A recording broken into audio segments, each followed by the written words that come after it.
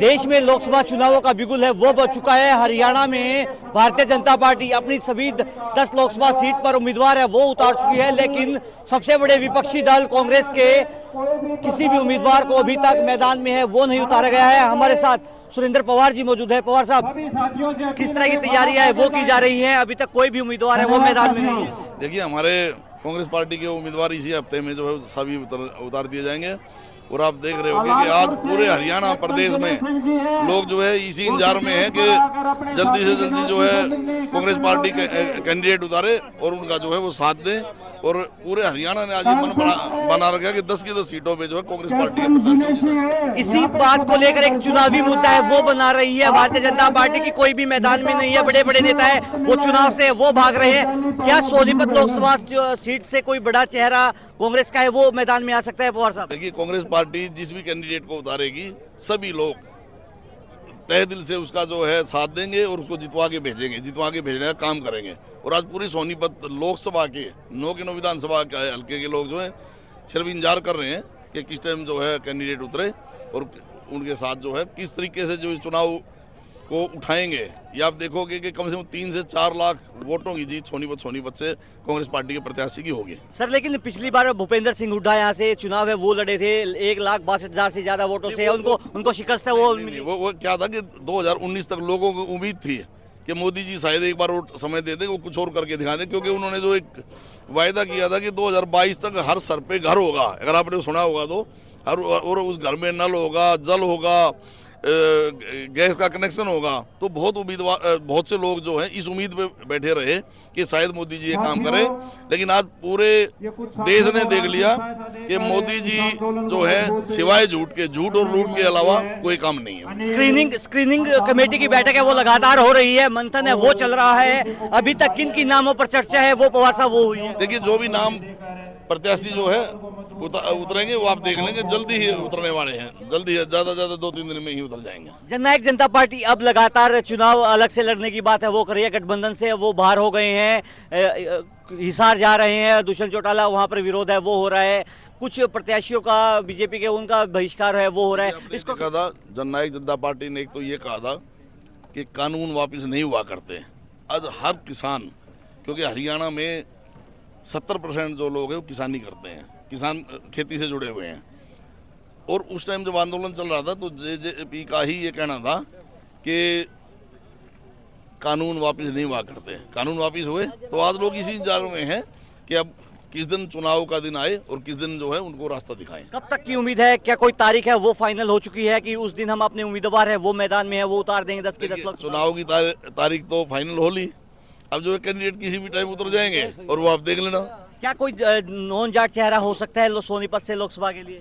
देखिए, ये पार्टी का जो है निर्णय होता है और पार्टी जो निर्णय लेगी, जिस भी चेहरे को उतारेगी, पूरा सोनीपत लोकसभा के लोग जो हैं उसे जिता के भेजने का काम करेंगे। सर, क्या सुरेंद्र दैया या सतपाल ब्रह्मचारी इनके नामों पर ज्यादा चर्चा हुई या फिर कोई बाहर से कोई उम्मीदवार है? भूपेंद्र सिंह हुड्डा है, दीपेंद्र है, उस परिवार में से चुनाव लड़ने आ रहे हैं? देखिए, मैंने बताया ना कि जो भी कैंडिडेट आएगा पूरा 9 के 9 विधानसभा के हल्के के जो लोग हैं उसे जिताने का काम करेंगे। सर, अभी कोई मंथन है दोबारा से होगी? कोई स्क्रीनिंग कमेटी की कोई बैठक है वो दोबारा से होगी? वो बैठक होगी, उसमें फाइनल ही हो जाएंगे अब नाम जब भी। 13 तारीख को बता रहे सर, 13 तारीख को। 13 को अगर बैठक हुई तो 13 को ही हो जाएंगे, ना तो एक दो दिन और आगे पीछे हो जाएंगे।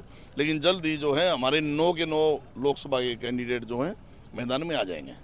चौधरी वीरेंद्र सिंह की एक ऑडियो क्लिप है वो सामने आ रही है कि हिसार से चुनाव लड़ लो, सोनीपत से कांग्रेस के 4 विधायक है वो मदद नहीं करेंगे। इसको लेकर आपकी क्या प्रतिक्रिया है? ये चुनाव में क्लिप तो चलती रहती है, लोग जो है किसी को किस उससे एंगल से एडिट करके भेजते होंगे या क्या है वो इसका कोई मायने नहीं है। चौधरी वीरेंद्र सिंह जब से पार्टी में आए हैं तब से तलक तेवर है वो भारतीय जनता पार्टी के खिलाफ है वो दिखा रहे हैं।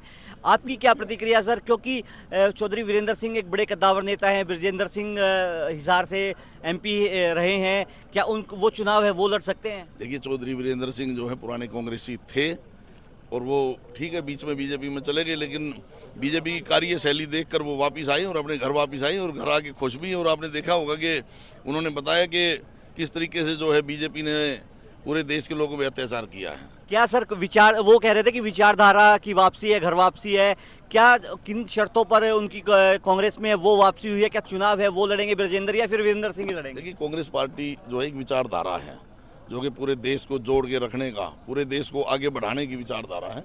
तो चौधरी वीरेंद्र सिंह जी पुरानी कांग्रेस ही है, कांग्रेस में आगे उनका स्वागत है और पूरा जो है स्वागत किया, तो परिवार में ही आए हैं, तो उसमें जो घर वापसी तो हम उम्मीद लगा सकते हैं, हरियाणा की जनता है वो उम्मीद लगा सकती है कि भूपेंद्र सिंह हुड्डा सोनीपत से लोकसभा चुनाव है वो लड़ने आ रहे हैं। देखिए, जो मैंने बताया ना, जो भी कैंडिडेट यहाँ आएगा, सोनीपत लोकसभा के लोग उसे जिता के भेजने का काम करेंगे, चाहे आदरणीय हुड्डा साहब आए, कोई जो भी पार्टी का चेहरा आएगा। सर क्या 2000 लोकसभा की चुनाव की जो हार हुई थी भूपेंद्र सिंह हुड्डा की, दीपेंद्र सिंह हुड्डा की, उसको भुलाने का आपकी बार काम है वो किया जाएगा? हरियाणा पूरे हरियाणा के लोग बीजेपी के खिलाफ वोट डालने को तैयार बैठे हैं, सिर्फ वोट वाले दिन की इंतजार है। और रही बात आपने हमारे क्योंकि गठबंधन है हरियाणा में, कुरुक्षेत्र से एक सीट पे जो है सुशील गुप्ता जी लड़ रहे हैं और आप देख भी रहे हो किस तरीके से वो भी कम से कम 3-4 लाख वोटों से वो जीतेंगे वहां से। सर, आपके पुराने साथी रहे हैं अभय सिंह चौटाला, वो कुरुक्षेत्र से चुनाव है वो लड़ रहे हैं, वो दावा कर रहे हैं कि मैं चुनाव लड़ रहा हूं, मैं जीतूंगा। नवीन जिंदल है वो आपकी पार्टी छोड़कर है वो गए हैं, बड़े बड़े आरोप है वो कोल घोटाले के उन पर लगे थे, उस पर आपकी क्या प्रतिक्रिया? देखिए, दावा जो है वो प्रत्येक जो कैंडिडेट होता है वो दावा करता है जीतने का। मतलब आप देखते होंगे कई निर्दलीय उम्मीदवार ऐसे भी होते हैं जिसके 500-400 वोट आती हैं, क्योंकि 300-400 वोट तो गलती से भी आ जाती है। दावा हर एक व्यक्ति करेगा, उसमें कोई बात नहीं है। लेकिन आज हरियाणा की जनता ने बीजेपी के खिलाफ, और दूसरी बात यह कि कांग्रेस को वोट देने का मन बनाया है। और हरियाणा में क्योंकि गठबंधन है, एक सीट पे कुरुक्षेत्र से जो है सुशील गुप्ता जी बहुत ज़्यादा आगे बढ़ चुके हैं। वहाँ के लोगों से अगर आप पता करो किसी से, वहाँ के लोगों का कहना है कि 3 से 4 लाख वोटों से जिता कर भेजेंगे। सर, मेरा आपसे लास्ट सवाल, जननायक जनता पार्टी के जितने भी बड़े नेता हैं, जब वो हिसार जा रहे हैं, भिवानी जा रहे हैं, एक बड़ा विरोध का सामना है वो करना पड़ रहा है किसानों द्वारा, वहाँ के स्थानीय वोटर्स द्वारा, उसको लेकर आपकी क्या प्रतिक्रिया? देखिए, जननायक जनता पार्टी के नेता जो है कहीं नहीं जा रहे, वो वापसी कांग्रेस में आ रहे हैं, आप देख रहे होंगे। दूसरा जो है बड़े नेता जिनकी आपने बात करी, वो खुद कह रहे हैं कि अगर चौटाला साहब हम बुलाए तो हम वहाँ जाने को तैयार हैं। तो जननायक जनता पार्टी का तो, क्योंकि उन्होंने ये जो 4.5 साल जो सरकार के साथ मिलके जो हरियाणा की जनता पे जो अत्याचार हुआ है वो जनता भूली नहीं है। देखिए, सुरेंद्र पवार हमारे साथ मौजूद थे, इन्होंने साफ तौर पर कहा कि अब 9 लोकसभा सीटों पर जो उम्मीदवार है वो जल्द से जल्द है वो तय कर दिए जाएंगे। सोनीपत से पंजाब केसरी के लिए सनी मलिक। हमसे जुड़े रहने के लिए हमारे YouTube चैनल को सब्सक्राइब करें और नई वीडियो की नोटिफिकेशन के लिए बेल आइकॉन को दबाएं। अगर आप ये वीडियो Facebook पर देख रहे हैं तो लाइक जरूर करें और ज्यादा से ज्यादा शेयर करें। धन्यवाद।